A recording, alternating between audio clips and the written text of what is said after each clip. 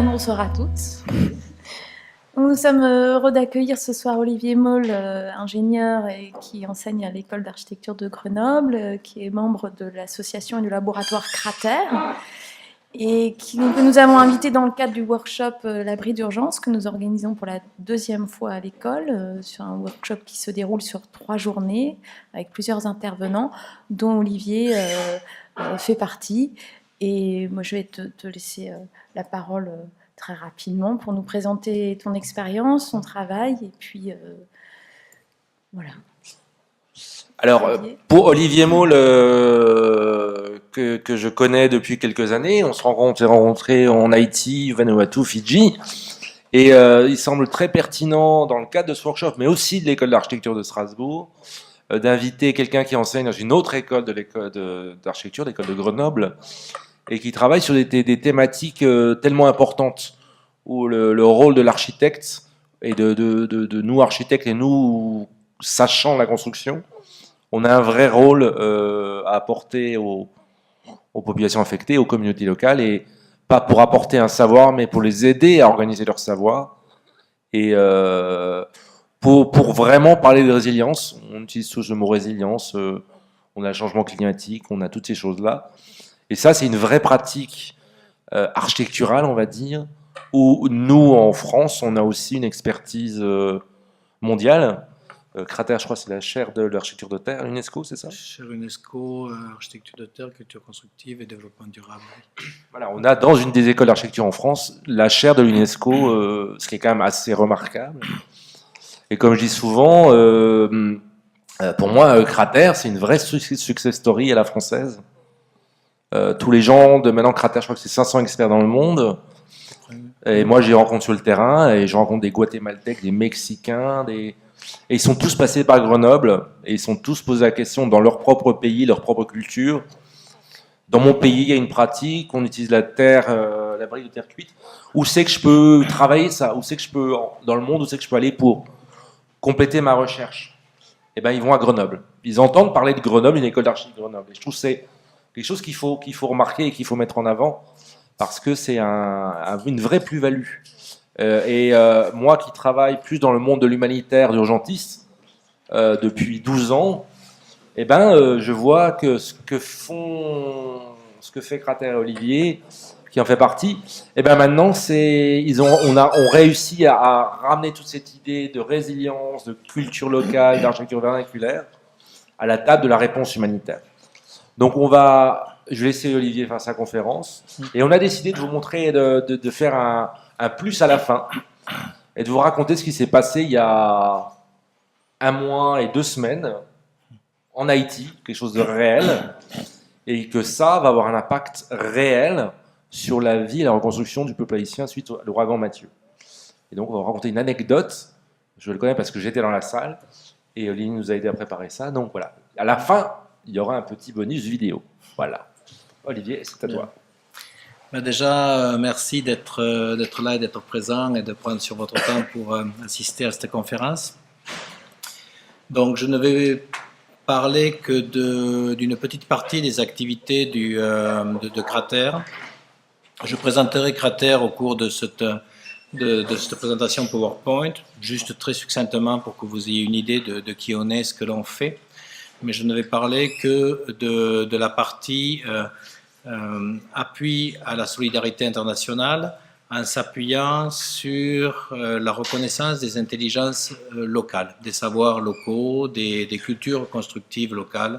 Culture constructive locale, une définition rapide, c'est qu'est-ce que les gens ont su par eux-mêmes développer comme mode d'architecture dans leur localité, en lien avec leur contexte pour répondre à leurs besoins et les risques auxquels ils font face.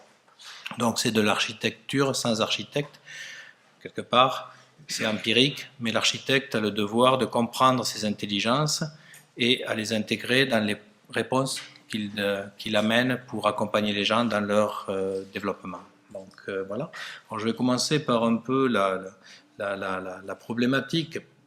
Donc en 2016, catastrophes naturelles, puisque ce qui nous intéresse dans le cadre de ce workshop et dans le cadre de cette conférence, ont généré plus de 167 millions d'euros de dommages matériels dans le monde. Donc c'est énorme en termes de coûts, et c'est le double de 2015, et ce coût des crises augmente de façon exponentielle d'année en année, lié à l'augmentation de la population mondiale, lié à l'urbanisation, lié au changement climatique. Voilà. Donc, on aura malheureusement de plus en plus de crises auxquelles il faudra répondre dans les années à venir. Donc, il faut savoir y répondre intelligemment pour qu'une fois qu'on est passé quelque part, on n'ait pas besoin d'y revenir pour exactement les mêmes choses. Je repasse des diapos que j'ai passés pour une partie du groupe ce matin, puisqu'il y a des nouvelles personnes qui regardent. Donc voilà, après une crise, voilà ce que l'architecte ou l'aide internationale trouve sur le terrain. Donc ça, c'est un cyclone, ça, c'est un tremblement de terre, ça, c'est une inondation. Donc c'est assez catastrophique, et on peut se sentir désemparé devant ces situations. On peut se dire, mais qu'est-ce qu'on peut faire pour vraiment amener un plus dans la réponse que l'on peut amener. Alors, donc ça, c'est une problématique. Il y a l'aide internationale, il y a une mobilisation, une solidarité internationale qui se met en place à chaque fois qu'il y a une crise importante.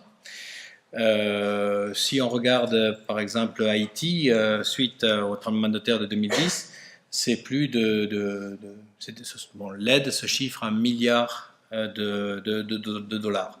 Et il y a beaucoup de communication autour de cela. Voilà, il y a eu une catastrophe, il y a eu des morts, il faut donner de l'argent, bon, tout le monde se mobilise, etc. Et il y a beaucoup d'argent qui est mis à disposition de la réponse apportée aux crises. Et il y a énormément d'organisations, ONG, associations, groupes de personnes qui affluent dans les pays touchés pour apporter leur aide. Donc ça, au niveau de la communication, c'est très présent, ça nous agresse pas, mais enfin, on est informé, on a ces informations tous les jours. Voilà, il y a énormément d'argent, il y a énormément de gens qui partent. Voilà. Et puis, toute cette communication, tous ces chiffres un petit peu astronomiques entraînent des attentes fortes de la communauté internationale. J'ai donné de l'argent pour telle association qui est partie sur le terrain, mais qu'est-ce que les gens font avec notre argent? Et nous, architectes, on a ce rôle de pouvoir expliquer comment tous ces fonds qui sont mis à disposition pour l'aide internationale est utilisé de façon pertinente. Si on ne le fait pas, il y a des incompréhensions qui se créent. Les gens ne voient pas bien à quoi a servi leur don, il y a des critiques, et on voit très rapidement, 2 ans, 3 ans après les crises, dans les journaux apparaître, mais voilà, l'argent a été mal utilisé, mais à quoi ça a servi? Mais en fait, on a fait plus de mal que de bien, etc. Donc, il est important pour nous, acteurs de la solidarité internationale, que les bons messages passent auprès de la communauté internationale, que les informations soient correctes, que les gens sachent que l'on fait ce qu'il faut avec l'argent qui est alloué à la réponse à sa crise. Donc il faut savoir éduquer non seulement il faut savoir éduquer les bailleurs de fonds et les gens qui donnent de l'argent sur savoir comment cet argent est utilisé, comment il est bénéfique aux populations. Et donc il faut l'utiliser aussi correctement. Voilà, donc une des choses qu'il est important de savoir, c'est que dans n'importe quelle crise suite à un désastre naturel, en lien avec l'habitat, en tout cas, la reconstruction sera le fait des populations locales, ce ne sera pas le fait des organisations internationales. Les organisations internationales, malgré toutes les sommes qu'elles arriveront à collecter, n'arriveront pas à couvrir plus de 50%, 20% de l'ensemble des dommages qui ont été créés par la crise, par l'aléa qui a frappé le pays. Donc, il ne faut pas s'attendre qu'on ait une réparation complète d'un pays touché par une crise avec l'argent de l'aide internationale. L'argent de l'aide internationale ne peut que aider des dynamiques locales, accompagner des dynamiques locales, aider les gens à faire mieux que ce qu'ils faisaient avant. Et donc, il faut se mettre dans, ce que je dis un peu ce matin, là, il faut se mettre dans la tête des gens, dans leur savoir, il faut se mettre dans la poche des gens, dans leur capacité économique, il faut se mettre dans le cœur des gens, dans leurs choix sociaux et culturels, si on veut que les gens puissent s'approprier les solutions constructives, les améliorations, les démarches, les stratégies que l'on va promouvoir via l'intervention via nos interventions sur le terrain. Alors nos interventions, il faudrait qu'elles soient à la demande des communautés locales,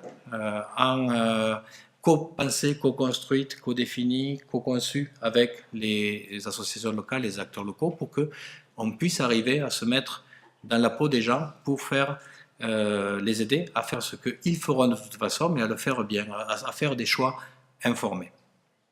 La qualité de l'habitat, ça reste un des problèmes majeurs auxquels nos sociétés font encore face. Dans la plupart des pays du monde économiquement pauvres, la qualité de l'habitat est faible.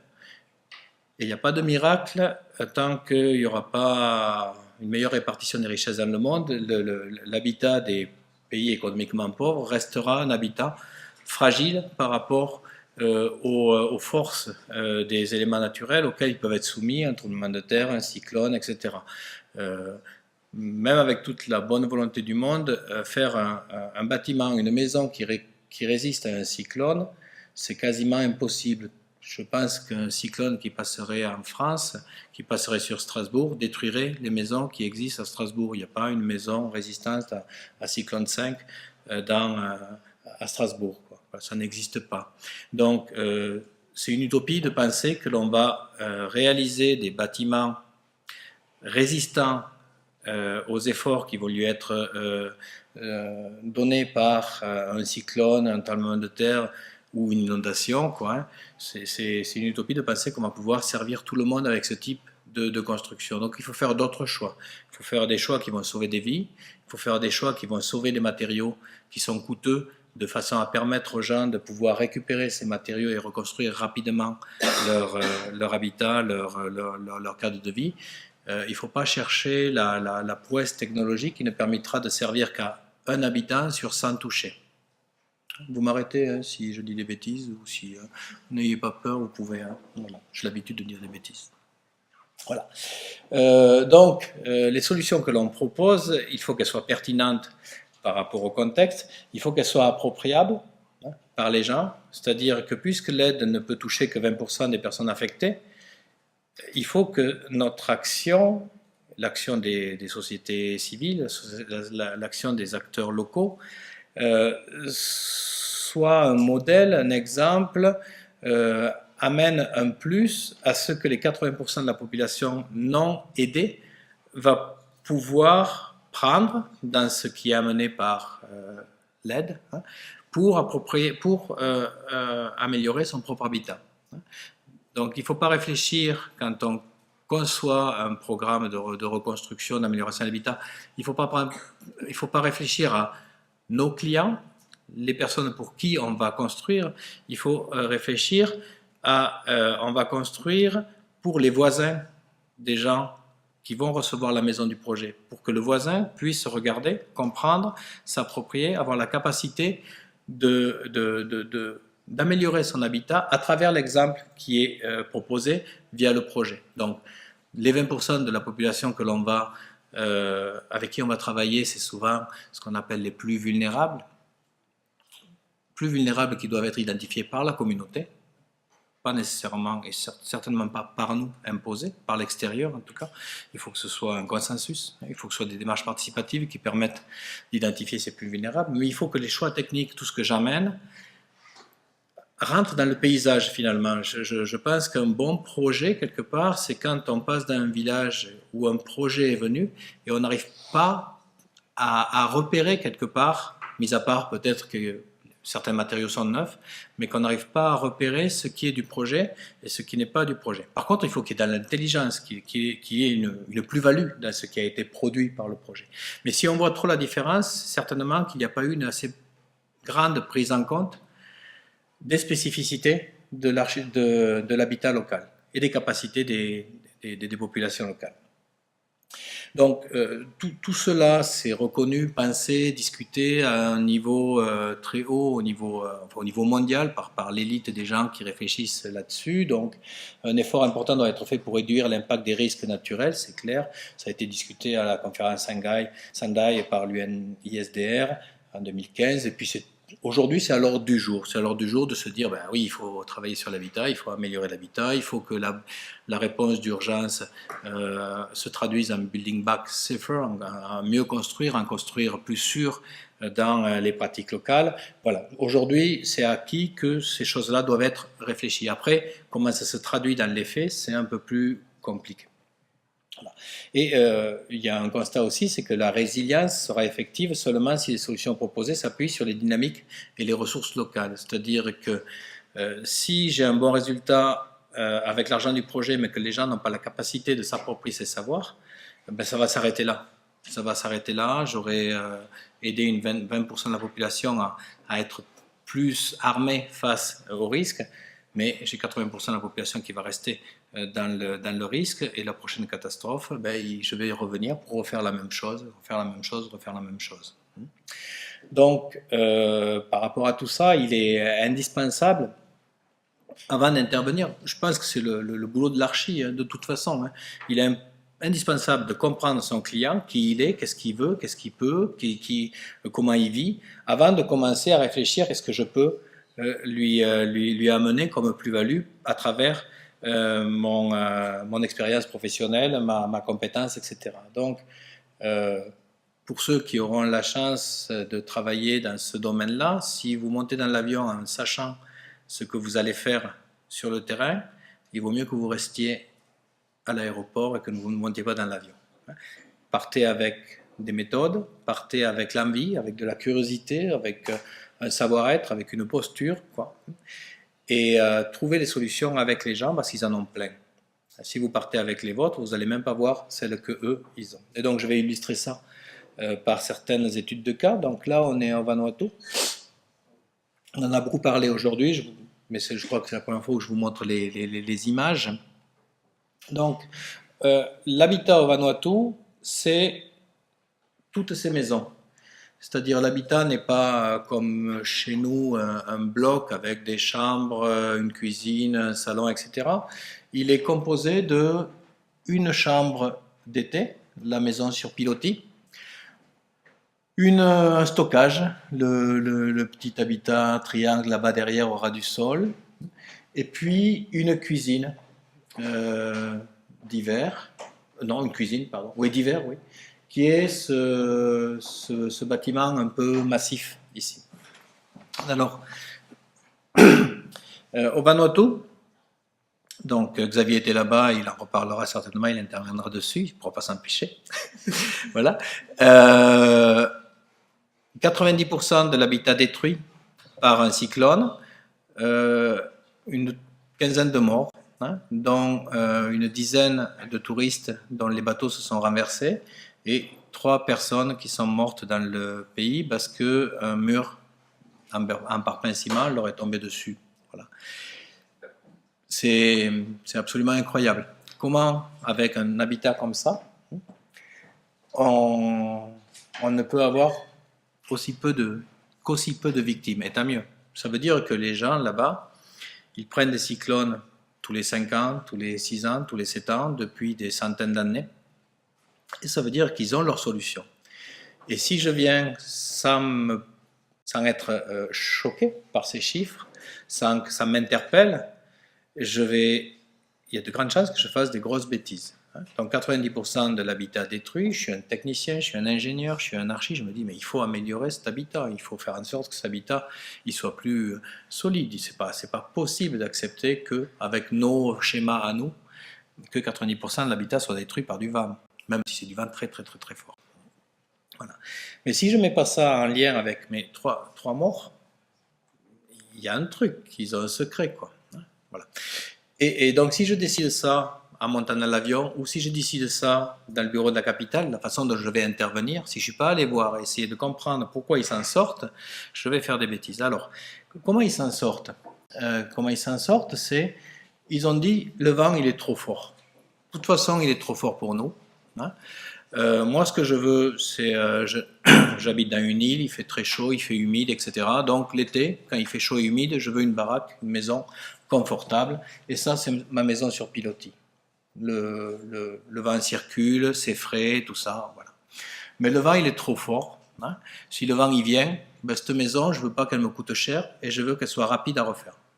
Donc, c'est une maison jetable. 5 ans de durée de vie. Si le vent vient, il va prendre la maison.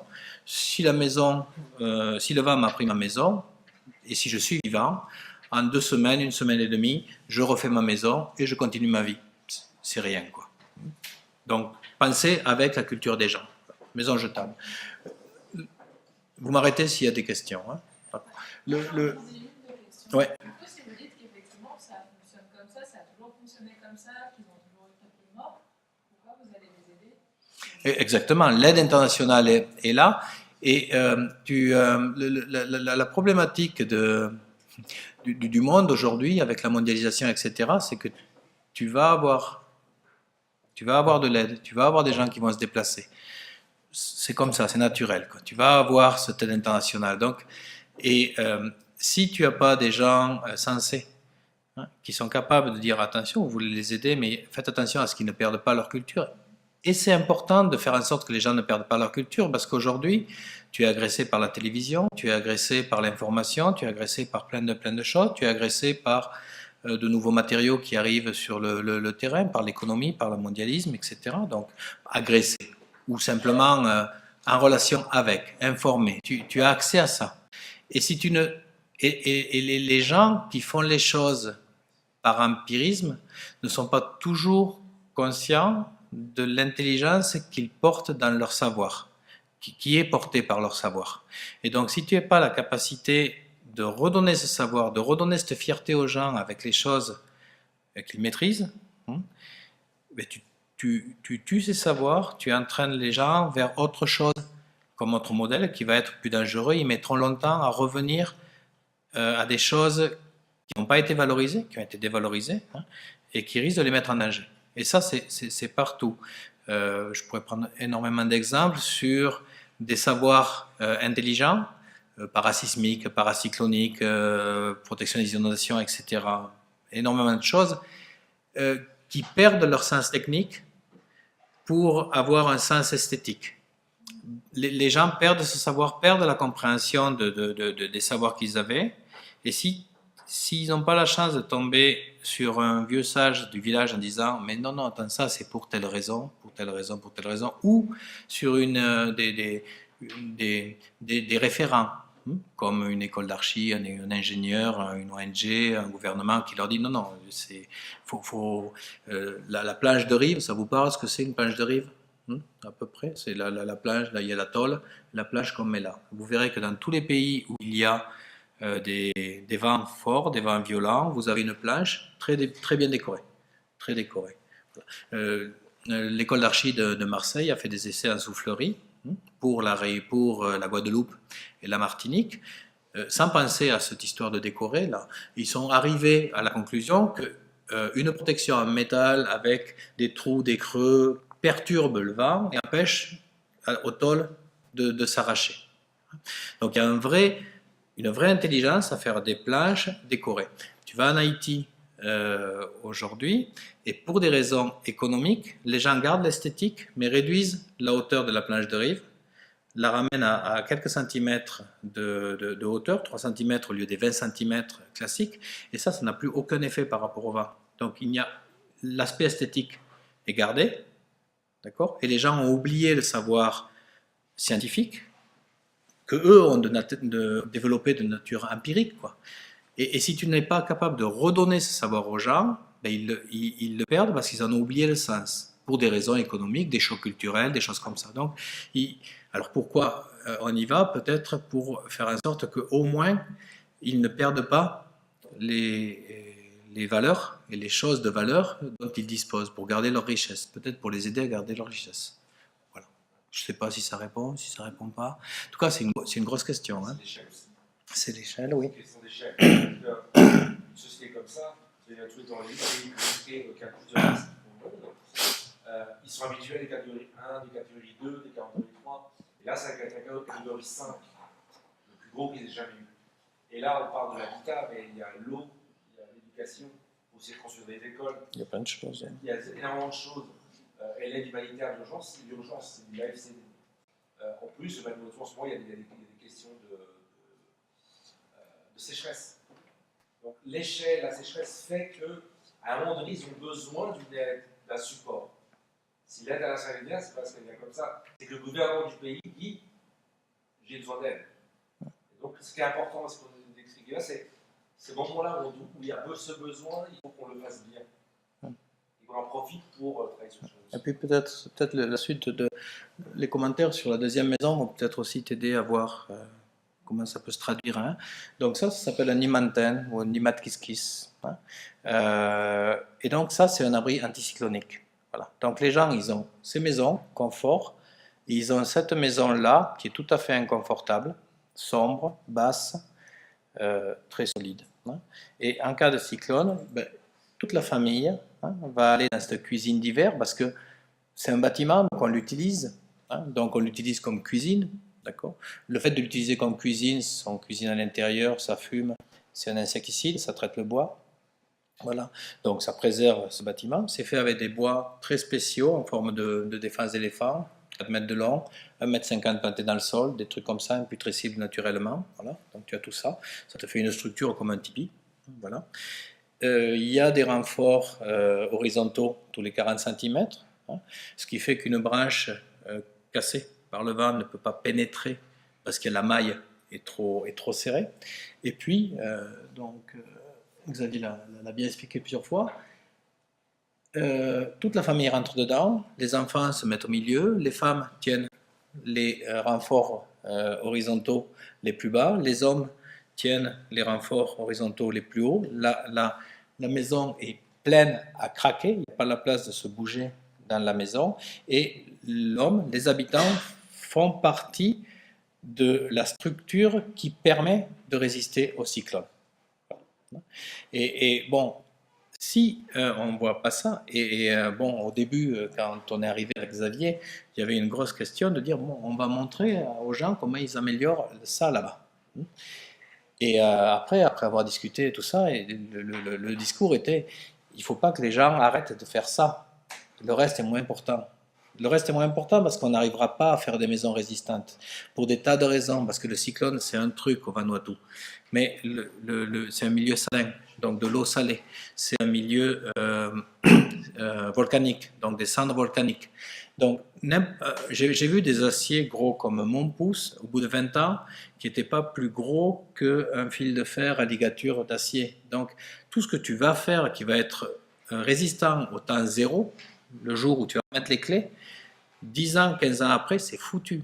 Et tu risques, et le risque est présent, hein, et peut-être que c'est en train de se passer, ça je ne sais pas, le risque c'est que tu donnes confiance aux gens en disant on a fait un abri anticyclonique, venez vous réfugier dans l'abri anticyclonique, c'est plus besoin de faire ce truc qui est inconfortable, les femmes elles cuisinent dedans, elles chopent des maladies parce que c'est pas aéré, c'est humide, c'est de la fumée, donc au quotidien c'est pas facile de vivre là-dedans. Donc puisqu'on a une solution maintenant, on va laisser ça. Ils vont aller dans le cyclone shelter et ils vont y rester parce que le bâtiment ne tiendra pas. Ou alors ils vont mourir entre le temps où ils vont quitter leur maison parce qu'ils vont la quitter au dernier moment pour faire les 5 km dont ils ont besoin de faire pour aller se réfugier là. Et donc, si on n'est pas capable de sortir de nos schémas, on fait des grosses bêtises. Alors, notre boulot là, c'est comment on rend ça viable, comment on rend ça confortable, parce qu'au quotidien, on est dans la fumée, et la fumée est importante pour protéger les liens entre les bois qui sont avec des lianes. Bon, tu peux peut-être proposer des cordes à nylon, juste ça. Au moins, les liens vont rester durable, tu as peut-être moins besoin de fumer. Tu peux aussi réfléchir à mettre un petit foyer avec une cheminée. Et donc ton boulot, il est de traiter le vrai problème et pas celui que toi, tu as dans ta tête. Voilà. Donc notre boulot, il est peut-être là, de savoir écouter les gens savoir identifier quel est le vrai problème à résoudre et pas celui que tu as l'impression qu'il faut résoudre. Ouais. Néanmoins, la condition l'habitat vernaculaire souffre quand même aussi de la déforestation, de la pénurie des ressources. Et est-ce que vous n'avez pas, enfin, les autorités n'ont pas une problématique justement d'aide humanitaire en accès aux ressources? Parce que là, on voit les trucs tressés, si la culture a changé, parce qu'on ne plante plus du maïs, je sais pas, Absolument. ou du truc, et qu'on passe à autre chose. Si les bois imputrescibles, on ne les retrouve plus dans la forêt parce qu'elle est déforestée, il y a un vrai souci d'accès aux ressources. Absolument. Et moi, j'ai fait une mission en Afrique, ça a été principalement la vraie question. C'est-à-dire, même si on veut faire à l'identique, c'est déjà extrêmement difficile, parce que tu as beau leur mettre, leur expliquer comment ça fonctionne, c'est-à-dire ce que tu as décrit sur la planche de riz ou autre, si tu le fais au niveau du bâtiment, il y en a beaucoup qui tu le dis toi-même, le savoir-faire local, ils le perdent. Il y a quelques tels encore des anciens qui l'ont, mais qui ne le transmettent plus, parce que, effectivement, l'esthétique, les matériaux, la ressource est plus la même, et ça devient un vrai problème. C'est-à-dire qu'on voulait retrouver du bois imputrescible pour refaire à l'identique une restauration, et c'est tout simplement pas possible, parce que le système économique, enfin, est lui aussi complètement sclérosé. Pour arriver ne serait-ce qu'à les bois de coupe, trouver le bois, il fallait passer par l'équivalent de l'Office national de la forêt, et c'est des bacs-chiches, c'est des machins et tout. Alors, c'est une autre question aussi. Cette aide financière, est-ce qu'elle va vraiment, ou est-ce qu'elle peut vraiment être utilisée aux fins propres que tu évoques, que tu souhaites, ou est-ce qu'elle ne se disperse pas là aussi un peu alors, il y a plusieurs questions dans la question. Oui, c'est ça, ça amène plusieurs réponses. Alors, en fonction de l'évolution de ces sociétés. La première des choses, effectivement, c'est bien comprendre qu'une culture constructive, c'est pas figé, c'est une dynamique, c'est une évolution quotidienne. C'est-à-dire, je vais dans un village et je ne suis pas du village, je fais une remarque et la culture constructive peut évoluer. Je dis, mais tiens, on pourrait faire la fenêtre comme ça, et ça évolue. Donc, il faut bien comprendre le travail que l'on fait dans un accompagnement de dynamique d'évolution de l'habitat. Effectivement, on a ce problème au Népal, où les constructions vernaculaires parasinistres, parasismiques utilisaient du bois imputrescible. Aujourd'hui, il n'y a plus ce bois imputrescible, donc il ne faut pas faire les ânes, quoi. Il ne faut pas faire la promotion de quelque chose qui n'est plus faisable. En Haïti, on a fait la promotion des maisons type bois, mais dans le cadre de projets de reforestation. Donc, de logique, de plan à long terme en disant ça ne sert à rien de promouvoir la typologie locale de l'habitat qui utilise des bois pays, et des bois donc de qualité, si à côté, cette ressource n'existe plus. Donc, on peut par contre importer du bois pour que ce savoir perdure et développer des programmes de forestation avec une composante bois d'œuvre qui génère une économie. Et donc là, on remet un système en place, qui est pertinent par rapport à plein de choses dans le pays. Mais effectivement, tu as tout à fait raison. Pas passéiste, bien prendre en compte l'évolution des choses. Les gens peuvent avoir d'autres envies, les gens peuvent avoir d'autres modes d'habiter. L'environnement ne peut ne plus offrir les mêmes ressources. Les gens peuvent avoir un peu plus d'argent. Et donc, l'idée n'est pas de maintenir les gens dans un modèle qui est celui du passé, mais bien d'accompagner les gens dans la production d'un habitat moderne, mais leur modernité, et pas une modernité. Un des plus gros dangers, c'est le copier-coller de l'image que l'on se fait d'un habitat industriel, sans avoir les moyens de le produire. C'est-à-dire, les gens, ils vont copier du ciment, mettre des poteaux en béton, mais ils ne vont pas mettre, parce qu'ils n'ont pas l'argent, assez de ciment, ils ne vont pas utiliser les bons sables, ils ne vont pas utiliser les bons graviers, ils ne vont pas mettre assez d'acier.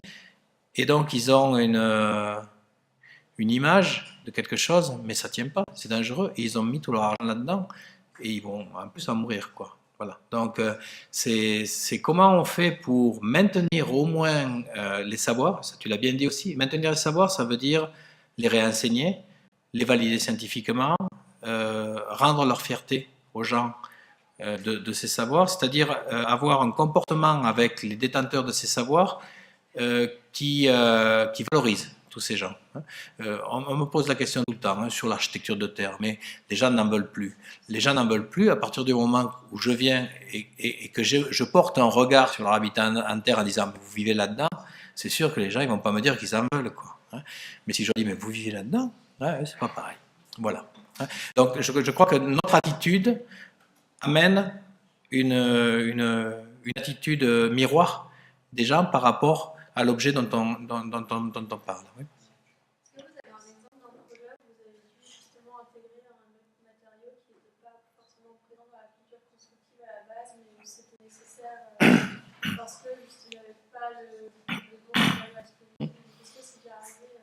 Pratiquement dans tous les projets sur lesquels je bosse, il y a des choses en plus, il y a des choses différentes. Ce qu'il faut, il y a des matériaux, il y a des savoirs, il y a des intelligences qui existent sur le marché, qui sont disponibles. Les gens n'ont pas cette chance peut-être d'être au courant. Ou alors ils sont au courant, mais ils ne savent pas quelle priorité faire. Je vais prendre l'exemple de l'habitat en terre parce qu'il est assez parlant. L'habitat en terre, le passé, quand le ciment n'existait pas, c'est souvent des murs, des briques de terre crue, pas de stabilisation, etc., qui sont posés au sol. Et donc ça s'abîme et les murs finissent par tomber parce que la terre fond, quoi, avec l'eau. D'accord ? Beaucoup de gens, quand ils ont $50, ils achètent un sac de ciment, ils font un enduit. Ils protègent le mur, comme ça.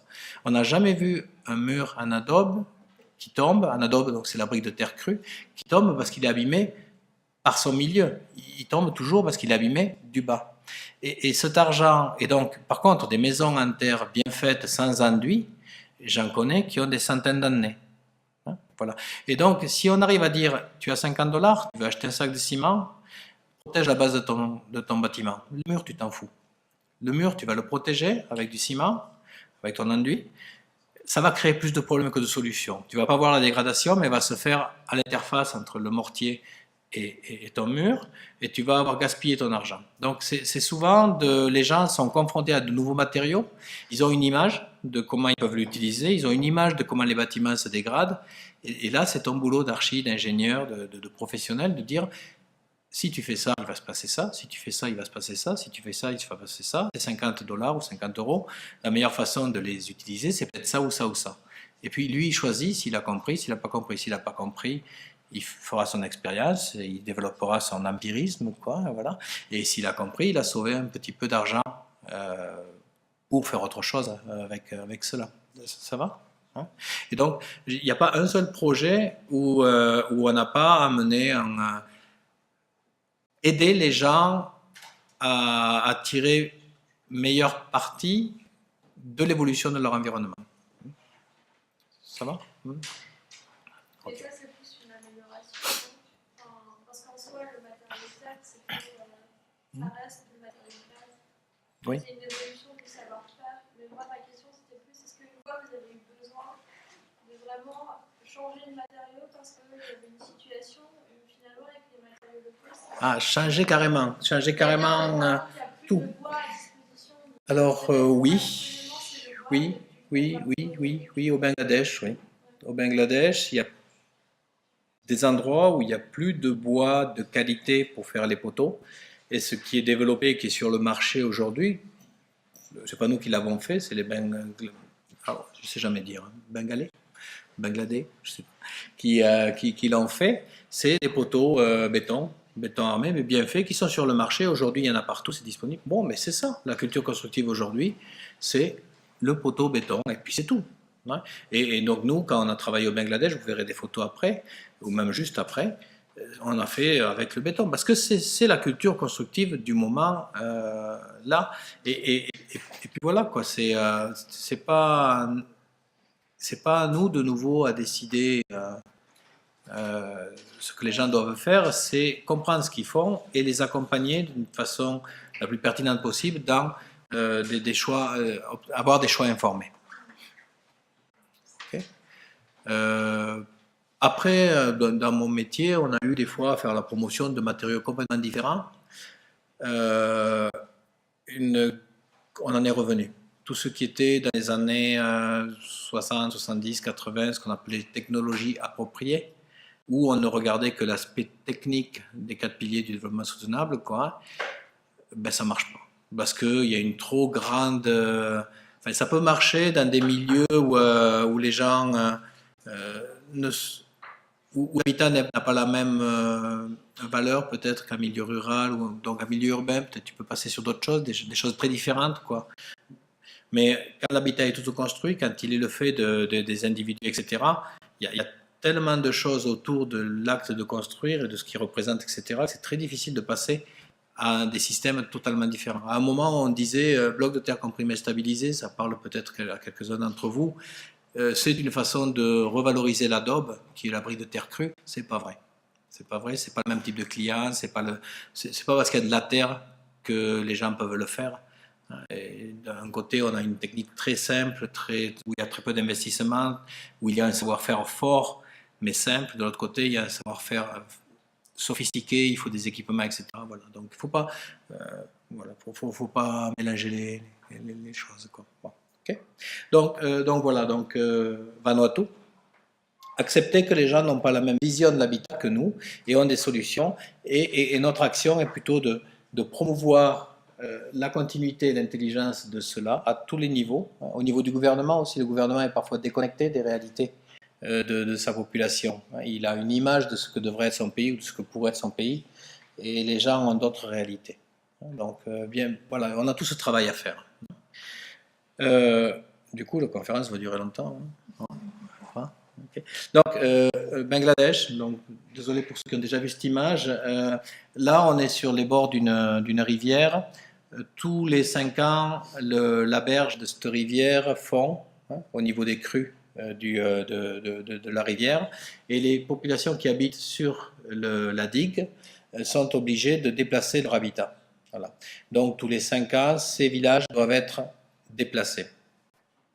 Donc, quand ils n'ont pas le temps de les déplacer, ou même s'ils ont été déplacés, ça peut faire intervenir des organisations qui vont dire on va rebâtir pour ces gens, plus solides, ceci, cela.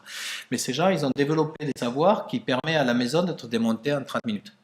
Dès qu'ils voient que la digue est en train de partir, ben, ils démontent la maison avec ces petits systèmes de clavettes, là, la toiture, toute la charpente, tout est démontable en éléments faciles à porter sur ces barques, sur ces radeaux, par 2 personnes et à être sauvé. Voilà. Et donc, si on n'a pas compris ça, si on n'a pas fait l'effort de voir cela dans la réalité locale, on va faire des maisons plus solides, plus rigides, moins faciles à démonter, et on va amener des problèmes aux gens, alors qu'ils avaient des solutions. Donc je passe vite parce que j'ai déjà expliqué ça à une partie de l'audience. Un autre phénomène que nous permet de prendre en compte le fait de sortir de nos bureaux et d'aller dans les villages, ces 2 maisons sont dans le même village au Bangladesh. On a affaire à 2 cultures, 2 ethnies différentes, 2 religions différentes. Une religion animiste, où les gens habitent de toute façon sur des maisons sur pilotis, et des gens de religion musulmane, où de toute façon les gens vivent sur un habitat au sol. Voilà. L'aide, si elle vient ici après une catastrophe, après un cyclone, il y a un cyclone qui vient de passer là, avant-hier, il y a 3 jours là. Donc, il va y avoir de l'aide. Si on vient dans ces villages avec un modèle ludique, avec la maison sur le sol, ben, ces gens-là sont laissés pour compte. Si on vient avec la maison sur pilotis, ces gens-là sont laissés pour compte. Donc vous allez faire votre boulot, vous allez partir, et puis après la communauté va régler ses comptes. Pourquoi c'est vous qui avez eu droit à ça et nous on n'a pas eu droit à ça? Pourquoi c'est vous qui avez eu droit à ça et pas nous? Qu'est-ce que c'est? C'est du favoritisme. On crée des tensions sociales, on crée des problèmes de demain. Alors que, en ayant anticipé ça, on fait 2 propositions, et c'est ce que l'on a fait avec Caritas Bangladesh, et on a la même aide pour ces familles ou ces familles qui permet de reconstruire ceci ou cela au choix des clients, au choix de la population. Mais ça veut dire anticiper, ça veut dire avoir réfléchi avant. Voilà. Une autre chose sur laquelle on peut passer à côté, c'est ça. Donc on est toujours au Bangladesh. Voilà. Après la crise, ces gens, ils ont eu du cash, de l'argent, ils sont allés chercher des tôles, et vous pouvez regarder, il n'y a pas une tôle qui est trouée. Toutes les tôles ont été mises en œuvre de façon à créer un abri, mais il n'y en a pas une qui est abîmée. Pourquoi? Parce que le gars, il sait que ça, c'est une phase intermédiaire, c'est l'urgence, hein, et toutes ces tôles, il va les réutiliser après pour faire son toit, et que si elles sont déjà trouées, son toit, il va fuir. Voilà. Alors, si je suis ONG, si je suis institution, et que je dois construire ça moi-même pour les gens, je ne le ferai pas. Parce que j'engage ma responsabilité par rapport à la tenue de cet abri, par rapport au vent et tout ça. Donc, d'avoir compris ça va influencer ma stratégie. C'est-à-dire que je vais peut-être, au lieu de construire pour les gens, je vais plutôt aider les gens à savoir faire cela, à accéder aux moyens qui vont leur permettre d'acheter leurs matériaux et de prendre leurs décisions et de faire ce qu'ils veulent et ce qui est pertinent finalement, sans engager une responsabilité qui m'obligerait de faire quelque chose de bête pour les gens. Le concept est clair? Voilà. Donc comment je change ma stratégie? Je me déresponsabilise, mais pour la bonne cause, quelque part. Je me déresponsabilise, ce qui me permet de faire quelque chose d'intelligent et de donner de la responsabilité aux acteurs locaux. Voilà. Donc ça. Ici, c'est encore une autre approche, c'est aux Philippines. Donc là, on a des toits en bananier. Okay. C'est pas du bananier, c'est du palmier, c'est du... le nom me reviendra peut-être. Bon, okay. Peu importe. Un cyclone passe, ces toits sont arrachés, mais aussi la ressource, l'arbre qui produit ses feuilles. C'est-à-dire que pendant 3 ou 4 ans ou 5 ans, le temps que cet arbre repousse, les gens n'ont pas le matériau disponible pour réparer leur toit. Alors qu'est-ce qui se passe si je suis un peu... enfin, je peux faire le choix de dire, ben, ces toits ne sont pas très solides, je vais mettre de la tôle, ça va durer 20 ans au lieu de 5-6 ans, et comme ça, j'ai aidé les gens. Qu'est-ce qui va se passer dans 20 ans? Si les gens n'ont pas la capacité de racheter la tôle dans 20 ans, qu'est-ce qui va se passer? Les gens vont se retrouver à remettre de l'emboulant. Voilà, emboulant, c'est cette feuille-là. Okay. Mais dans 20 ans, peut-être que les gens auront perdu le savoir-faire. Parce qu'ils n'auront pas eu à entretenir leur maison pendant 20 ans, ils n'auront pas eu à planter cet arbre parce qu'ils le plantent, ils le cultivent pour réparer leur bâtiment. Et puis, ça va encore plus loin, c'est que si je fais une toiture en tôle, la pente pour une toiture en tôle, c'est 30 degrés. Donc, je vais faire un bâtiment avec une panne de toiture de 30 degrés, parce que 30 degrés pour la tôle, c'est ce qu'il y a d'idéal pour résister au cyclone. Alors que des toitures en végétaux, c'est 50, c'est 100%, voilà, 1 pour 1. Voilà. Parce qu'autrement, si je la fais plus basse, la pluie rentre et pourrit l'ambulant, donc au lieu d'avoir une durée de vie de 5-6 ans, on va avoir une durée de 3 ans. Donc si je suis passé par la tôle, non seulement le matériau risque de ne plus être disponible dans 20 ans quand les gens en auront besoin, non seulement les arbres, les savoir-faire risquent d'avoir disparu, mais même si le savoir-faire est là et si le matériau est là, la structure de maison que j'aurai construite ne sera plus adaptée à cela. Et donc je mets les gens dans les problèmes dans le futur en ayant essayé de faire quelque chose de bien à un moment donné. Donc ce qu'on a fait sur ce projet-là, c'est on est allé acheter de l'amboulant ailleurs, dans des zones qui n'avaient pas été touchées par le cyclone, et on les a importés à un prix un peu plus cher que la tôle dans cet endroit-là pour maintenir le savoir-faire. On l'a expliqué au bailleur, le bailleur a compris l'idée, et puis voilà, ça fonctionne. Quoi, voilà. Et donc ce savoir est là, et on s'y retrouve déjà, hein, ça fait 3 ans maintenant à Haïwan, hein, et donc le projet même s'y retrouve aujourd'hui parce qu'il n'a plus à fournir de la matière importée, puisque certains arbres ont déjà repoussé, on peut déjà utiliser la ressource naturelle là. Ça me fait penser que je n'ai pas répondu tout à fait à ta question sur les Vanuatu. Les Vanuatu, on a laissé pourrir dans les forêts énormément de bois de qualité, parce qu'on n'a pas réussi à mettre en place, et c'est un gros questionnement au niveau de l'international, les systèmes d'exploitation de cette ressource qui est par terre, et on a importé des choses de Nouvelle-Zélande, donc c'est à des 2000 km je crois, je ne sais pas exactement, c'est loin, avec des problèmes de douane, etc. Donc on a laissé par manque de préparation ou de savoir, hein, ce n'est pas une critique parce qu'il faut être préparé. On a gaspillé une ressource qui était disponible de qualité au profit d'une ressource importée. Donc l'argent de l'aide qui est venu pour les Vanuatu est reparti en Nouvelle-Zélande et dans les transporteurs, alors qu'il aurait pu rester peut-être au Vanuatu. Aussi, c'est une raison dans ce cas-là, c'est que les bailleurs de fonds disent moi je veux une assurance qualité. Oui. Une assurance qualité, donc il faut du bois traité. Il faut le papier qui utilise. Donc tout ça, des mécanismes pervers qui font ça. Dans ce cas-là, c'est très intéressant parce que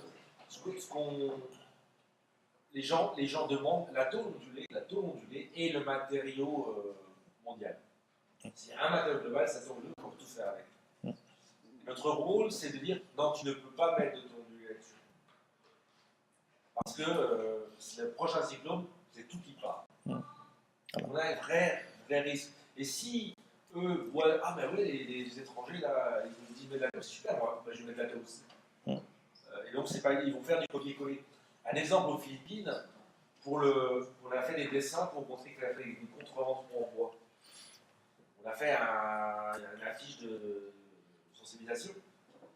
On est tombé sur les ONG internationales qui faisaient avant le cyclone, qui faisaient du volonté, un truc un peu fun, sport et tout. Ils se sont transformés. Ah ben on va faire de l'aide humanitaire. Et ils ont pris ce dessin de sensibilisation et ils ont fait ça. Mais pour faire un truc, ils ont pris 3 trucs qu'ils ont cloués, scotchés. Donc ils ont fait la photocopie de ce qu'ils ont vu, sans avoir compris le principe de la chose. Ouais. Alors une autre chose importante sur cette photo, après je vais essayer d'accélérer, c'est ces populations n'ont pas le droit sur le terrain où on construit leur maison. Ils sont dépendants des propriétaires terriens. Et donc, si on a compris cela en faisant les enquêtes, et donc ces maisons, les fondations que l'on voit, elles peuvent être déterrées, portées par 2 personnes et déplacées. La maison, elle est définitive, c'est dans les mœurs, elle est là. Mais si on la rend définitive physiquement, sans laisser la possibilité au propriétaire de penser que cette maison peut débarrasser son terrain, on crée des conflits entre les communautés. Voilà. Vous m'avez imposé une maison définitive sur mon terrain et je ne l'accepte pas. Là, c'est une maison définitive, mais qui peut être déplacée. Et tout va bien avec les propriétaires du terrain. Donc, il faut prendre cela en compte aussi. Ou je l'accepte et dès que tu es parti, je vire les gens. Oui, ça aussi. Donc, tout ça, ça veut dire, dans le concept de tous nos projets, intégrons les 4 piliers de développement soutenable. Ça veut dire intégrons une réflexion sur le court, moyen et long terme auprès des populations avec qui on travaille, c'est-à-dire je fais des projets de développement, ça veut dire lutte contre la pauvreté, amélioration de l'habitat, lutte contre la déforestation, tout ce qui, au travers de l'habitat, peut améliorer un contexte donné. Mais quand je suis dans ce contexte-là, je pense au risque qui peut arriver. Est-ce qu'il va y avoir des cyclones? Est-ce qu'il va y avoir des inondations? Est-ce qu'il va y avoir des tremblements de terre? Et j'intègre ça dans mon projet, donc je fais de la préparation au désastre. Si je suis dans un projet de réponse à l'urgence, j'essaye d'anticiper quelle va être la prochaine étape de relèvement des populations et puis l'étape d'après pour que tous les choix que je fais à toutes ces étapes soient pertinentes par rapport à l'étape suivante. Vous savez, je dis beaucoup étapes. Voilà, okay. Voilà. Intégrons dans nos démarches des stratégies qui nous permettent d'être souples, d'être réactifs à l'évolution des besoins des gens, à l'évolution de l'actualité des gens. Si je mets en place un projet aujourd'hui d'une certaine façon très rigoureuse, dans 2 mois il n'est plus valable, dans 4 mois il n'est plus valable, dans 6 mois il n'est plus valable.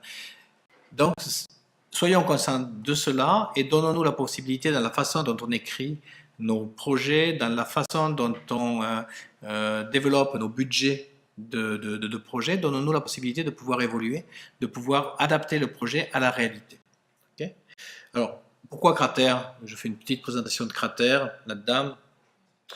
Cratère, on s'est aperçu que avec un matériau très simple, la terre, on pouvait arriver à faire des constructions qui répondent à peu près à tous les besoins des gens. Hein. Donc c'est du pisé, je l'ai entendu. C'est toi qui as dit ça, ouais, voilà.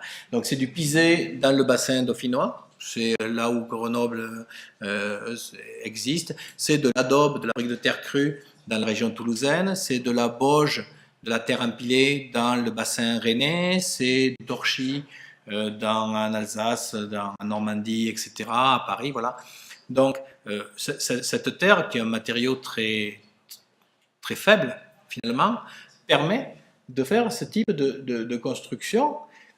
Et c'est des bâtiments qui ont 200 ans, 300 ans, il n'y a pas un pet de ciment là-dedans, donc ça tient.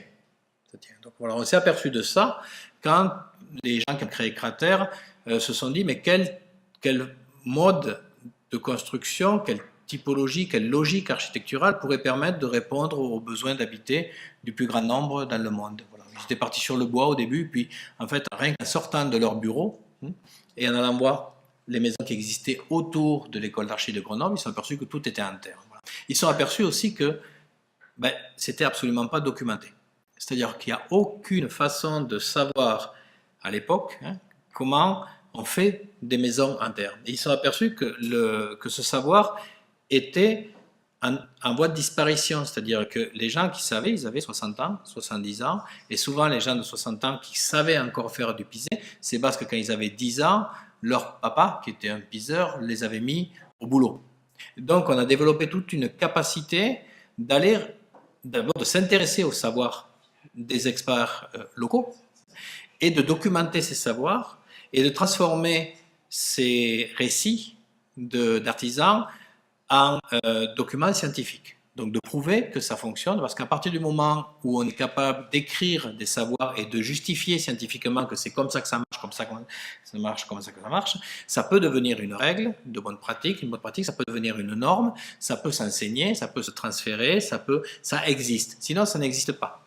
Il y a 40 ans, on était avec des ingénieurs génie civil, ou des assureurs, tout ça. On est devant ce château. On leur demande est-ce qu'on a le droit de construire en terre?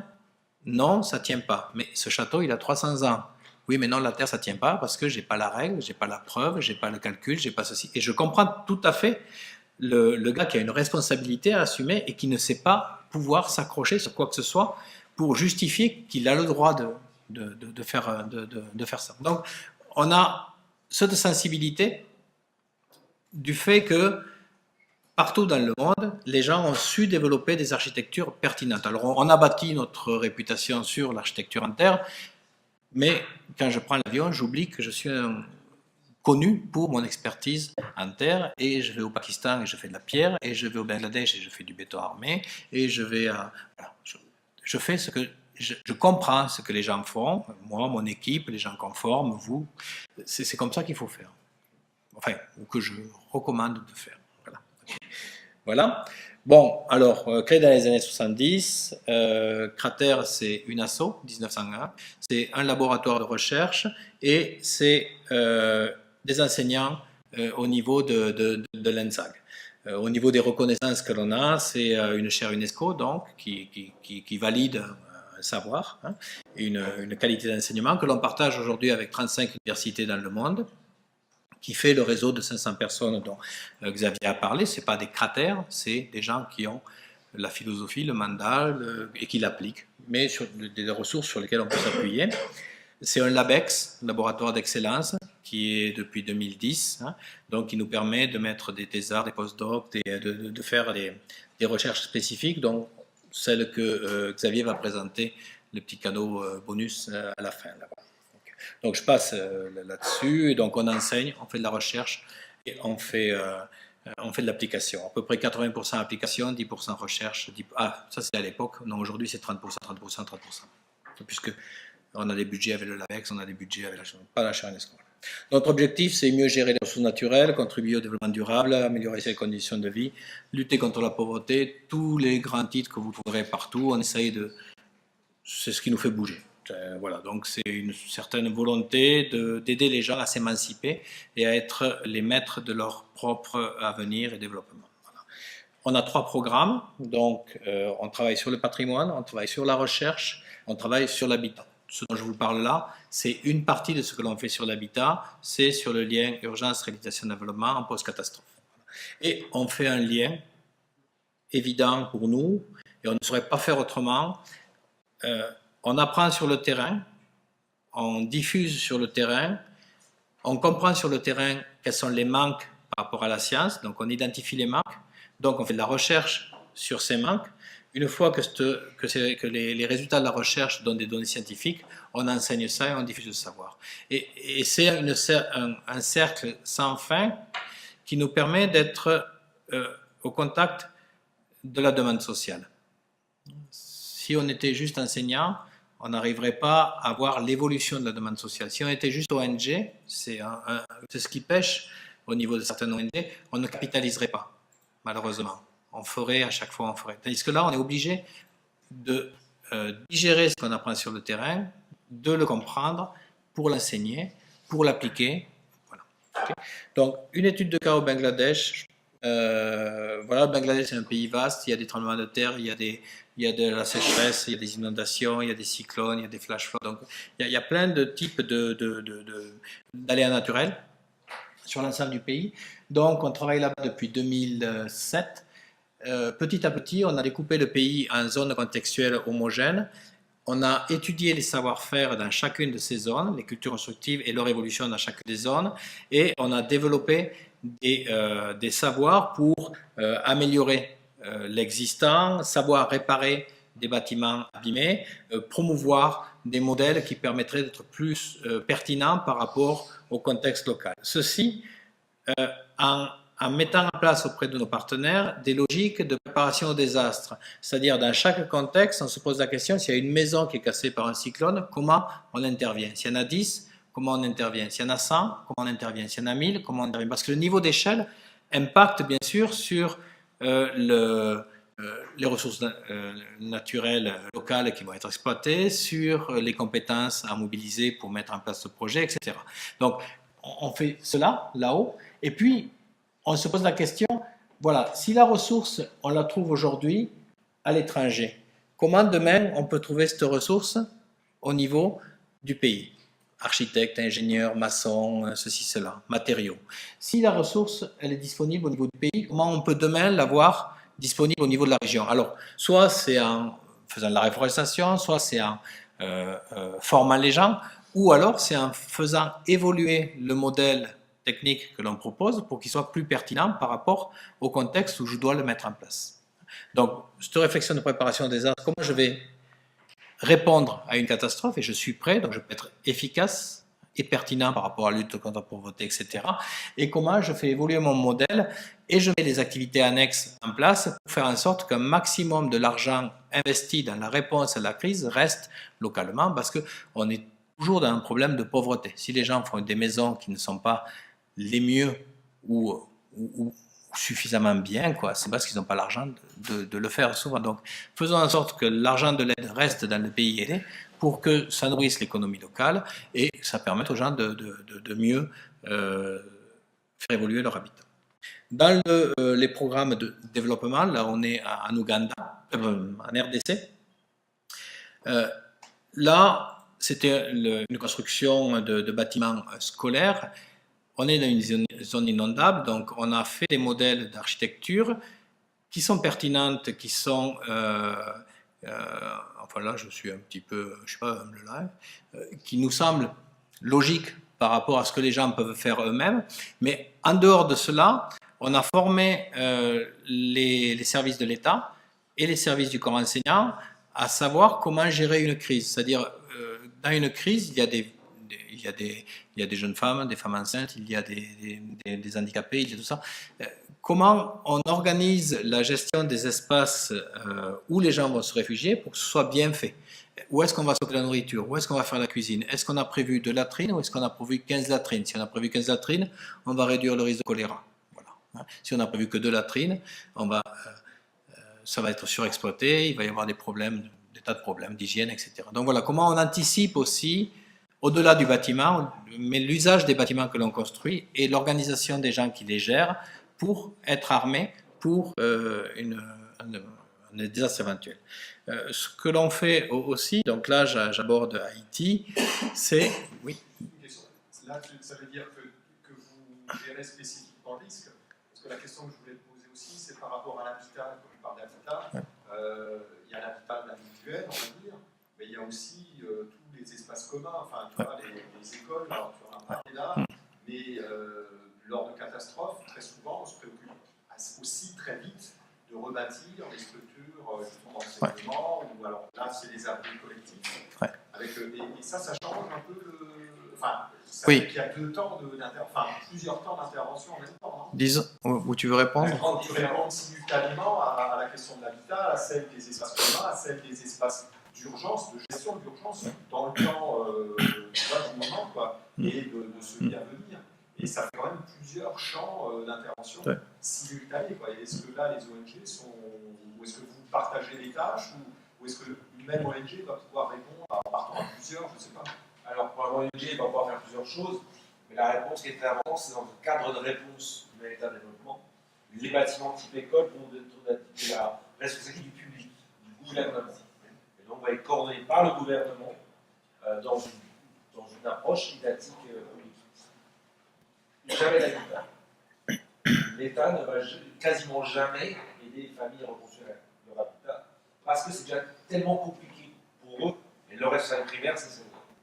Donc, la réponse militaire, il faut qu'on gère, on doit gérer tout ça, mais c'est des choses complètement différentes. C'est des process complètement différents. Autant là, on doit s'assurer que dans une école, on répond à des normes, parce que ce bâtiment sera reconnu comme un abri collectif. S'il tombe, c'est l'État qui est responsable. Donc, c'est une dynamique différente. Autant l'habitat, ça repose à 95%, 99% sur l'autoconstruction.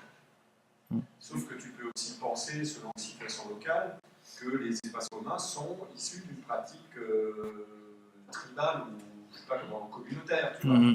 Mais je suppose que si c'était le cas, dans ce cas-là, vous feriez comme ton habitat, quoi. Là, c'est parce que l'organisation de la structure d'enseignement est étatique, vous appuyez sur les services de l'État, mais s'il y avait eu une pratique locale de construction partagée ou participative, clan ou de l'entité sociétale, vous feriez comme tu le décris dans l'habitat, je pense. Disons que la plus-value que l'on peut avoir en tant qu'extérieur, c'est de dire, attention, peut-être ce bâtiment qui est communautaire, où il va y avoir du monde et qui peut servir de refuge donc en cas de crise, peut-être qu'il faut lui mettre un peu plus de moyens, peut-être qu'il faut le concevoir un peu différemment pour qu'il tienne. C'est sûr que là on est avant une crise, on est entre deux crises, donc on a le temps de faire les choses comme il faut. Sur Haïti, on reconstruit une école, c'est pas du tout la même norme, comme tu l'as dit, que l'on applique que si on reconstruit une maison et si on construit un hôpital, il faut que l'hôpital il est tenu. Le séisme ou le tremblement ou n'importe quoi, parce que c'est là où les gens doivent être soignés, quoi. Donc tu mets pas du tout les mêmes investissements, et au contraire il faut bien choisir les investissements, quoi, pour que les endroits de refuge, les endroits de premier secours soient là, quoi. Donc ouais, je pense que c'est pas toujours évident à travers un bâtiment public de faire un modèle appropriable pour l'habitat. Là, du coup, tu n'as pas de typologie vernaculaire sur laquelle tu fais ça. Alors, d'accord. Parce que tu changes d'échelle et tu changes de programme. Dans ce cas-là, on l'a fait parce que c'était possible. On a surtout choisi le lieu, un lieu non inondable, un lieu facilement desservi, un lieu où les hélicoptères peuvent se poser parce qu'il n'y a pas de route pour les camions, etc. La dernière crise, ils ont eu l'aide quand l'eau est partie. 3 mois après l'inondation, donc ça servait à quoi? À plus rien. Mais comme c'était programmé dans les budgets, ils ont eu l'aide. Mais bon, ça servait à rien. Parce que les hélicos ne pouvaient pas se poser à l'endroit, et puis après, on ne pouvait pas mettre sur les camionnettes pour amener. Bon, voilà. Bon, c'est un raccourci, hein, voilà, ça s'est passé peut-être un peu différemment, mais en gros, c'était ça quand même, quoi. Les gens n'étaient pas préparés, n'avaient pas de solution. Donc, voilà. Faire évoluer l'environnement dans lequel on travaille, donc Haïti, c'est-à-dire, on fait un projet on est sur le terrain, on reconstruit des maisons, mais on va voir les écoles techniques et on leur dit, est-ce que vous enseignez ou vous enseignez pas ces savoirs? Ces savoirs, ils sont pertinents ou pas? Est-ce que ça vous intéresse d'enseigner cela ou pas? Et on bâtit des compétences dans le corps enseignant local pour faire en sorte que ces savoirs qui n'avaient pas de reconnaissance en obtiennent une. Voilà. Et donc, bon, ça tu le rediras peut-être, mais il y a 5 ans, en 2010, 7 ans maintenant, en 2010, il n'y avait pas d'enseignement des savoirs locaux dans les écoles techniques en Haïti. Aujourd'hui, il y a au moins une école où ça se fait, et il y a une volonté des bailleurs de fonds pour que ça se diffuse dans l'ensemble du pays. Il y a des grosses organisations qui appuient cela dans des petites écoles, etc. Ça va dans le bon sens. Je ne dis pas c'est pas gagné, ça va dans le bon sens. Et donc, de l'enseignement très formel, hein, donc ça c'est une manuelle pédagogique, c'est 400 pages avec des bailleurs, ONU Habitat, coopération espagnole, qui est du matériel de formation de formateurs pour une formation CAP, BEP, bac technique. Voilà. Et puis aussi des formations de terrain pour qualifier les artisans de l'informel, mais les qualifier pour savoir améliorer leur pratique locale. Donc, s'adapter à son public. C'est aussi faire évaluer l'environnement en faisant en sorte que l'État dispose de normes ou adopte des normes qui permettent de rendre possible la construction de ces typologies constructives par les gens. Parce que tant que l'État n'a pas un tampon sur on a droit d'utiliser en maison bois, quoi, hein, eh bien, il va pas le valider. Et les ONG qui ont une responsabilité ne vont pas prendre la responsabilité de promouvoir quelque chose qui n'est pas reconnu par l'État, parce que c'est se mettre hors la loi, et ce n'est pas le rôle des ONG d'être hors la loi. Par contre, le rôle des ONG est de faire évoluer l'environnement pour que les choses pertinentes ne soient plus hors la loi dans un pays donné.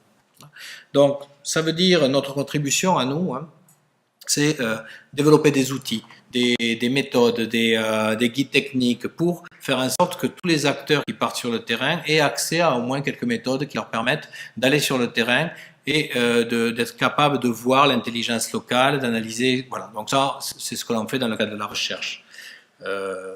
Bon, je vais passer parce que comment ça va être un peu trop long. Je mettrai à disposition le lien vers ces documents. C'est un résultat de thèse qui se transforme en document de méthode, qui se transforme en outil de terrain, qui s'adresse à des décideurs pour faire du plaidoyer, qui s'adresse à des chefs de projet pour qu'ils sachent intégrer dans leur projet les budgets nécessaires à mettre en place l'activité, qui s'adresse à des opérateurs de terrain pour qu'ils sachent exécuter les choses sur le terrain. C'est mettre en place des enseignements pour des gens comme vous, mais pour des CAP, des BEP, des archis, des ingénieurs. Donc, dernièrement, on a fait un MOOC sur qu'est-ce que c'est les métiers de l'architecte dans l'urgence, dans l'aide internationale. Et ce sont des bases qui permettent à des étudiants intéressés de savoir de quoi ça parle. Ça ne donne pas un diplôme, mais ça permet de savoir où ça m'intéresse et je vais aller suivre les formations spécifiques de la Croix-Rouge, ou je vais suivre le DSATER, ou je m'intéresse à URD, je vais voir le groupe URD qui fait des formations spécifiques. Ça permet un filtre qui vous permettra de faire des choix, qui permettra aux gens qui regarderont ça, de faire des choix et de ne pas s'engager dans des formations de 6 mois, ou de 3 mois, ou d'une semaine, qui peuvent coûter de l'argent, et d'être déçu derrière, quoi. Voilà. Et ça permet aussi de mettre à niveau. Voilà. Donc un petit peu ça. Une de nos contributions, c'est chaque fois qu'on est sur le terrain, c'est de documenter les savoirs que l'on repère sur les terrains. Qu'est-ce que c'est qui est bon pour les termites? Qu'est-ce que c'est qui est bon pour le traitement du bois? Qu'est-ce que c'est qui est bon dans les solutions locales, hein? Pas les trucs scientifiques, les trucs qui ont besoin d'une validation scientifique. Donc on repère ça, on le documente.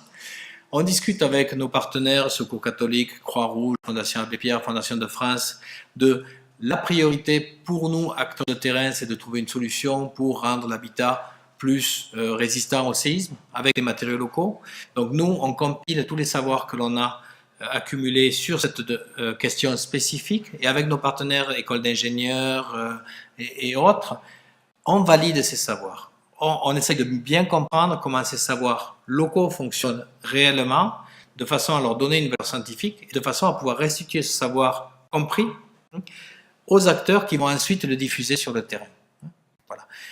Donc ça fait partie de notre travail aussi. Mais donc aujourd'hui, on travaille effectivement par rapport au Bangladesh, au Népal, sur tout ce qui est inclusion bois, avec un labo de recherche sur Toulouse, un labo de recherche sur Grenoble, des ingénieurs purs et durs, et nous, au niveau des cultures constructives, on nourrit ces labos en leur disant voilà comment les gens font, voilà comment les gens font, voilà nos hypothèses, est-ce que vous pouvez vérifier ces hypothèses, est-ce que vous pouvez les valider. On a des fonds pour faire une table vibrante qu'on va avoir dans quelques semaines. Donc voilà, on fait ce travail très en phase avec les réalités des opérateurs de terrain avec qui on est. Et on amène à faire évoluer la science, c'est le petit cadeau de Xavier à la fin. Et ce qu'on fait aussi, c'est on fait du plaidoyer, on fait de la sensibilisation, etc. On s'est aperçu que il faut faire sortir les acteurs de l'aide des bureaux, des capitales, il faut que les forcer qu'ils comprennent l'intérêt de sortir sur le terrain, d'aller voir sur le terrain les réalités pour s'en inspirer dans la réponse qu'ils vont développer par la suite. Donc chaque fois qu'il y a une crise, au moins l'an dernier, on a fait une fiche pays, c'est-à-dire par nos connaissances, par nos relations, par les informations qu'on est capable de comprendre sur le net, etc. On dit dans ce pays, il y a des intelligences qui sont celles-là, celles-là, celles-là, celles-là, celles-là. On l'illustre, on envoie ça très rapidement à ce qu'on appelle le shelter cluster, qui est, tu en parleras mieux, qui est l'endroit où les échanges se font entre tous les acteurs qui viennent intervenir après une crise, de façon à informer ces gens qu'il y a des savoirs, qu'il y a des choses pertinentes et que ce serait bien qu'ils aillent voir et complètent ces savoirs. Donc on fait ça. Et puis voilà. Merci. Vous avez déjà posé beaucoup de questions, il n'y en a plus. Non? Bon. Le bonus, c'est qu'est-ce que c'est? Attends, il y a... Ouais. Quel est votre lien avec l'architecte d'urgence? Alors, l'architecte de l'urgence, on les connaît, on les croise. On a travaillé une fois ensemble sur BAM. Ce que j'ai vu en tout cas sur Haïti, c'est ils sont beaucoup intervenus sur l'urbain.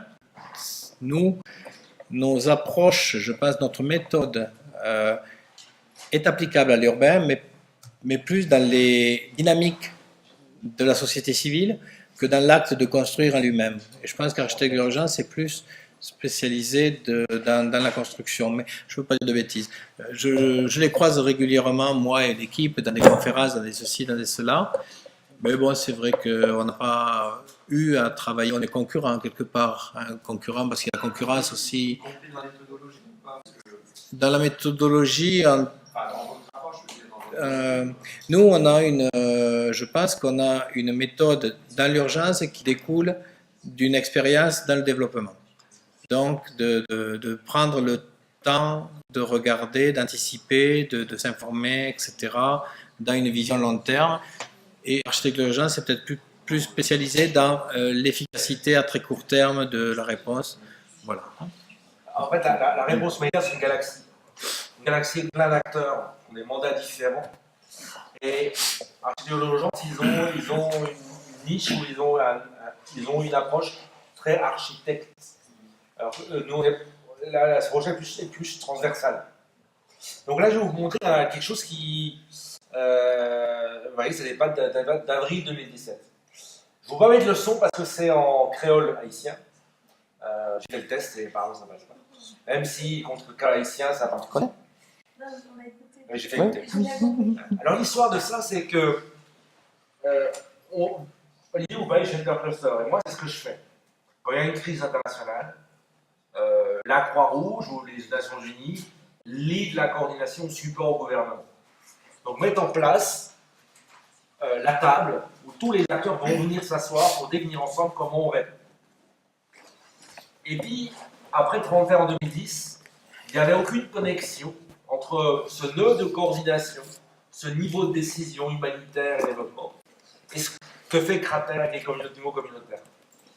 Et puis, il y a après 31, il y a eu un cyclone qui s'appelle Sandy, il y a quelques années. 2013. 2013, puis ça a commencé à venir ensemble un petit peu.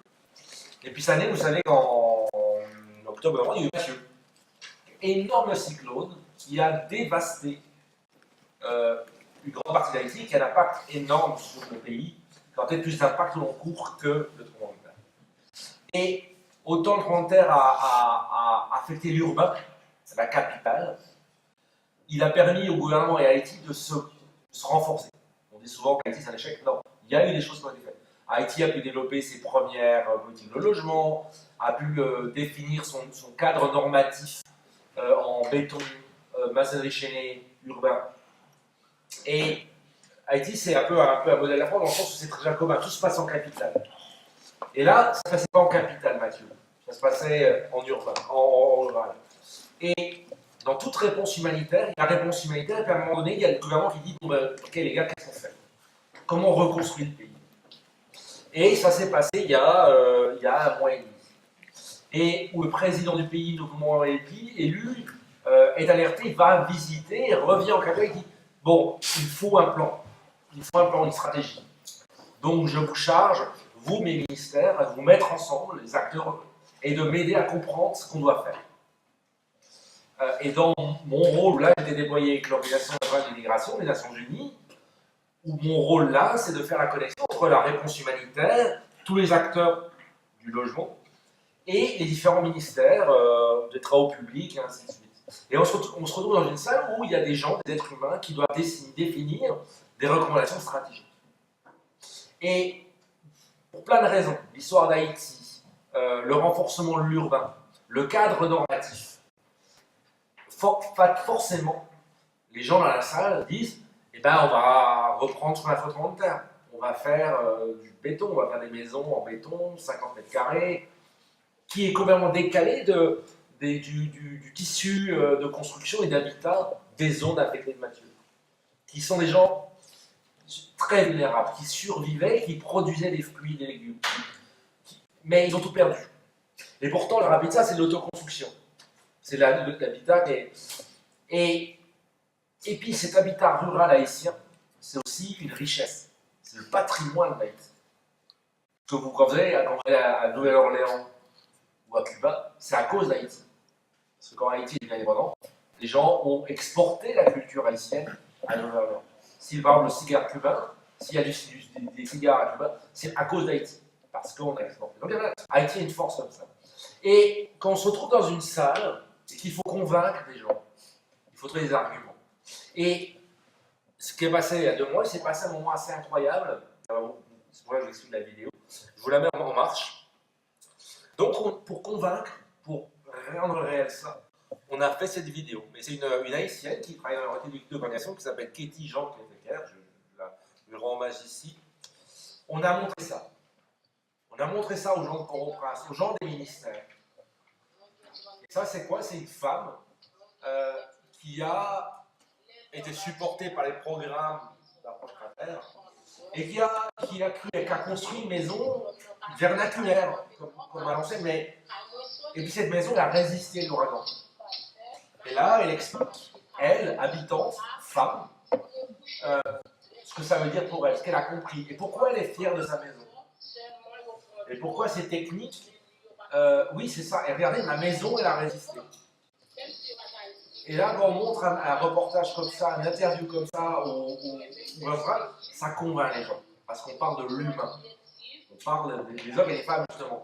Et donc là, il y a une femme qui explique. Et là, elle explique quoi? Elle explique le contre-rendement. Elle explique ce que c'est que le contre-rendement. Elle explique ce que c'est. Elle explique sa fierté haïtienne. C'est tellement important. Et ça rend visible une réalité qui n'est pas forcément concevable à un niveau détaché, central, normatif. Voilà. Et donc là, et oui, le logo là, ça c'est le logo, la coordination globale. Ce n'est pas une agence, c'est tous les gens qui travaillent autour de la notion de l'abri, du logement, qui s'assiedent et qui décident des choses. Et puis là, qu'est-ce qu'on montre? On montre une femme, et cette femme, c'est une charpentière. C'est elle qui a construit la maison. Quand on parle, vous savez, on parle du genre, on parle du rôle de la femme dans la société. Ben là, on montre un témoignage d'une femme qui a été à sa maison, qui l'a construite, qui la connaît. D'une femme, boss maçon charpentier, qui a construit la maison, qui croit qu'il comprend ça. Et là, quand on montre ça, on attire l'intérêt des autorités centrales. Ah oui, ça c'est mon pays, ça c'est moi. Mais là, il me reste encore un problème, c'est pas normatif. C'est-à-dire que, ok, mais si moi je valide ça, si ça tombe, qu'est-ce qui va se passer? Et vous savez, donc, alors, à la fin, le dernier bout de vidéo, donc, que vous expliquez à ce moment-là, mais vous voyez, on vous montre Haïti comme souvent comme un pays pauvre, où il ne se passe rien. Ben là, les gens, on a des Haïtiens qui sont fiers de leur pays, qui sont fiers de leur patrimoine, et qui savent faire des choses. On parle de femmes qui construisent, sont fiers de leur maison. Et il y a vraiment une vraie force. Et là, ils montrent une réalité d'une maison qui a résisté à un cyclone. Quand ça détruit 80% des maisons.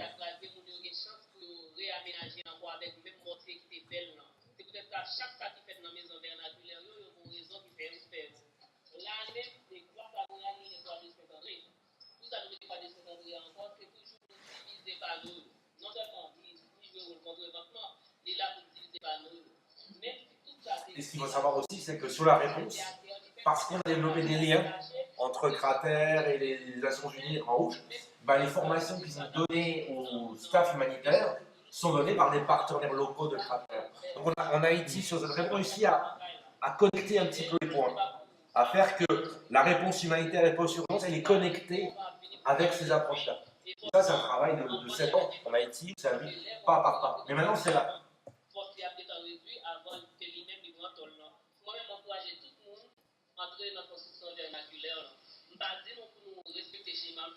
Et là, elle dit, mais faites ça, c'est vachement bien. Mais là, on a encore un doute dans la salle. Oui, mais c'est pas validé.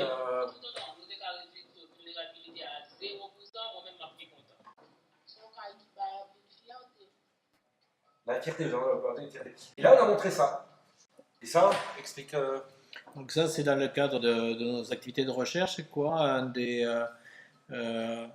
lors du séisme, après le séisme d'Haïti, la France a lancé des appels à projets pour la recherche sur Haïti.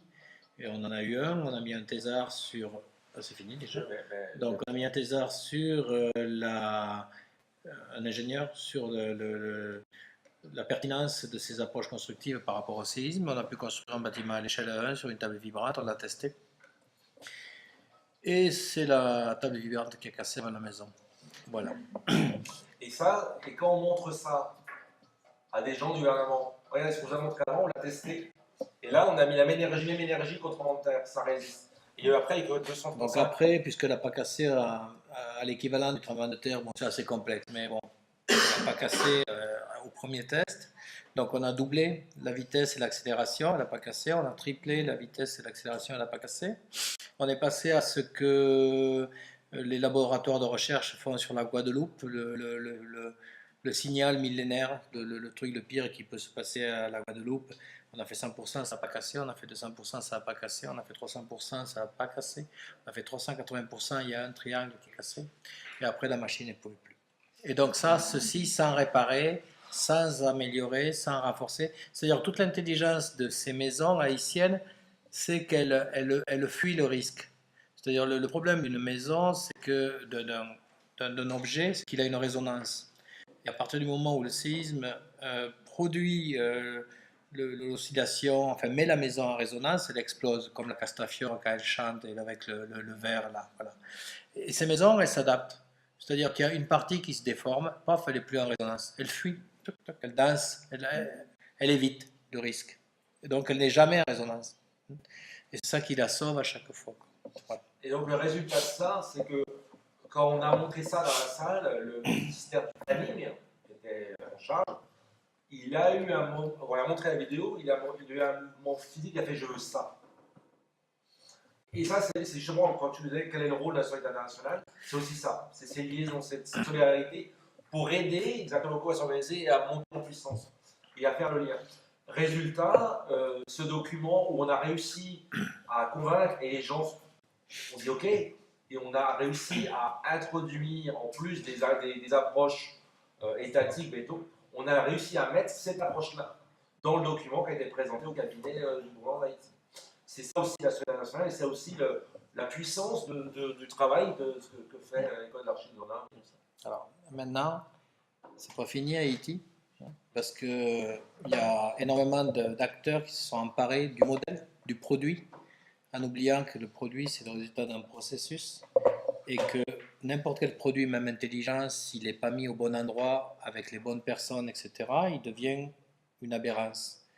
Et donc, dans tout ce qui est en train de se mettre en place en post-Matthew, il y a énormément de choses intelligentes, mais il y a des choses qui vont être des échecs, et il faut qu'on soit prêt à prendre le retour de bâton et à faire en sorte que tous les acteurs qui font la promotion de ces choses intelligentes ne se fassent pas tuer par ce retour de bâton.